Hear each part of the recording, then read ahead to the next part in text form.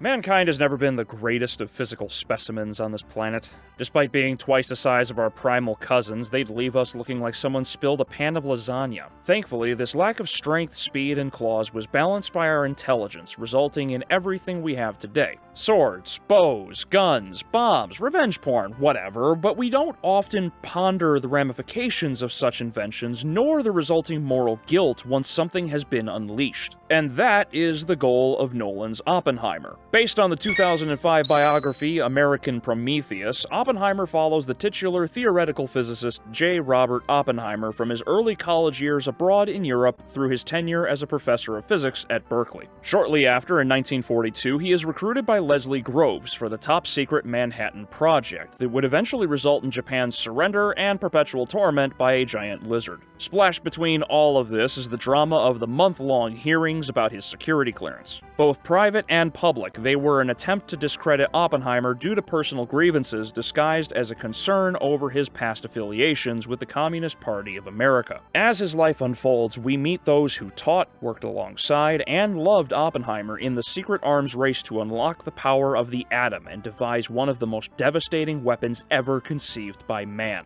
All the while, we watch as Oppenheimer begins as a student with an insatiable thirst for knowledge, culminating in deep-seated regret at the power he has unlocked for the world. And that's right up Christopher Nolan's alley. He embraces high concept like I do retro gaming and pepperoni pizza. He's a solid director, so if anyone can make a good movie, it is him. Sure, The Dark Knight Rises face-planted like you pushed your mother-in-law down the stairs, but he has more Dark Knights and Dunkirks than failures, so I'll take what I can get. Although Nolan does have a bad habit of acting as the smartest guy in the room, approaching movies with a pretentious manner. Case in point, he always has a big reveal to show how non-smooth his brain is. Even his Batman movies couldn't escape this, as though we needed an explanation of the Joker's primary and backup plans. I thought it was pretty evident Joker was messing with Bruce and Harvey the whole time, but Nolan couldn't resist, and Oppenheimer is no different. Now, what I find interesting and frustrating is how hilariously scientific this biopic is for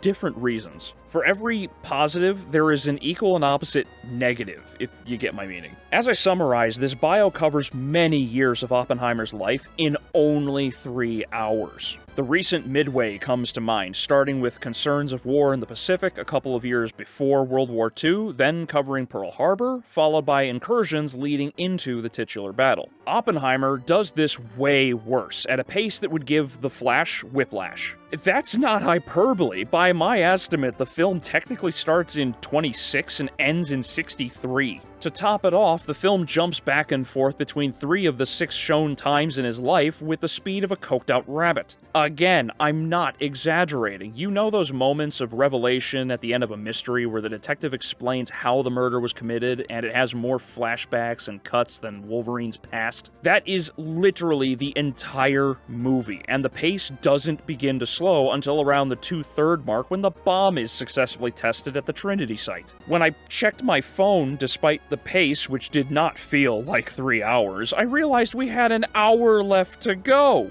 It's genuinely impressive how this movie makes you believe time is irrelative. And the only real help you get to differentiate between the years is a little bit of makeup to age the actors, which is minimal, and a black and white filter over Lawrence Strauss's perspective.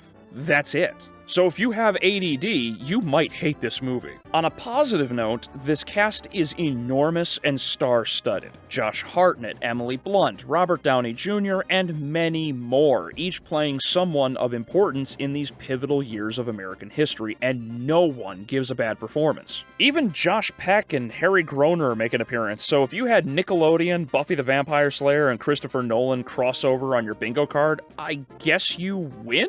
And leading this cast, of course, is Cillian Murphy as Oppenheimer, doing a great job relating the initial depressive and pompous student before shifting to a more conscious and regretful master of his field. So, what's the issue? Overlapping with the breakneck pace, the cast is so large you'll get caught up recognizing different actors, which distracts from the story. It was admittedly a little difficult at times to keep up with what was happening on screen because of remembering faces, who plays who, wondering what moment in time we're at, and the possible sound mixing making dialogue difficult to understand at times. So I wouldn't blame you if you wanted to break into the projector room to rewind the film. Lastly, it is a reprieve for a historical film that does not submit to woke politics. This movie focuses on Oppenheimer and the struggle to build the atomic bomb under extreme pressure at the height of World War II. Oppenheimer's past associations with communists and the fledgling party of the time were a valid concern for national security, as was proven with the discovery of Alan May working for Soviet Russia as a spy.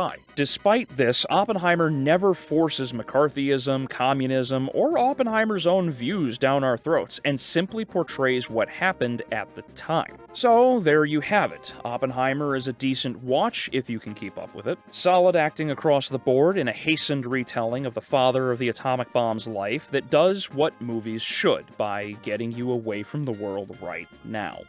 Thank you for watching, and I'll see you in the next video.